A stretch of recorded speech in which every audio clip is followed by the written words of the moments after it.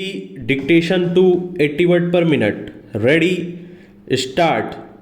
अंग्रेजी को राष्ट्र भाषाओं की सूची में सम्मिलित करने के लिए जो सुझाव सदन के सामने आया है उसका विरोध हम इसलिए नहीं कर रहे हैं कि हमें किसी भाषा से दुश्मनी है। हम यदि अंग्रेजी भाषा के आधार पर विद्वान बने हैं तो यही कहकर कि हम उसी के द्वारा बने रह सकते हैं। हिंदी को पीछे रखना उचित नहीं है।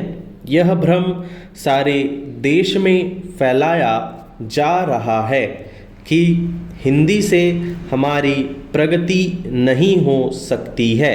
इसके विपरीत मैं देखता हूँ कि देश को यदि कोई भाषा दो भागों में बांट रही है तो वह अंग्रेजी भाषा ही है।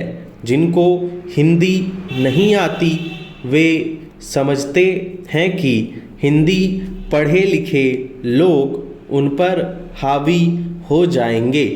मेरी समझ में तो यह बात नहीं आती जो आदमी विदेशी भाषा का पंडित बन सकता है उसे हिंदी का साधारण ज्ञान प्राप्त करने में कौन सी कठिनाई आ सकती है। हिंदी तो इतनी सरल भाषा है कि थोड़े से संपर्क से ही आदमी हिंदी जान लेता है और अपने भाव प्रकट कर लेता है। ऐसी अवस्था में यदि हिंदी राष्ट्रभाषा का स्थान ग्रहण करती है तो हमारा अंग्रेजी से संबंध टूटने वाला नहीं है। हर देश की अपनी एक भाषा होती है जिससे लोगों के विचारों का आदान प्रदान होता है और वे अपनी समस्याओं को समझते हुए उन्हें सुलझाते हुए आगे बढ़ सकें। वह भाषा वही हो सकती है जिसको देश के अधिक से अधिक लोग समझ बोल और लिख सकें। इस देश में केवल हिंदी को ही ऐसा स्थान प्राप्त है।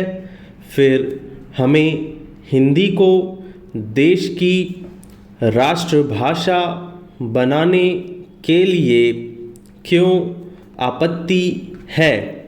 यदि हम इस प्रस्ताव को जो कि हमारे सामने पेश है स्वीकार करते हैं तो मेरा यह निश्चित मत है कि जिस दास्तां के बंधन से हम निकलने की कोशिश कर रहे हैं उससे हम नहीं निकल पाएंगे। पैरा।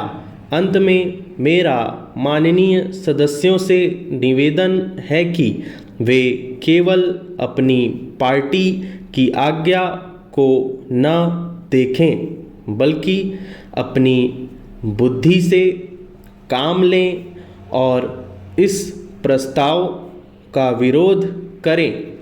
यदि यह प्रस्ताव पास हो जाता है जो कि बाद में कानून बनने वाला है तो वह आज़ादी जो हमने 200 सालों के बाद प्राप्त की है उसके फलने फूलने में बाधा आ सकती है।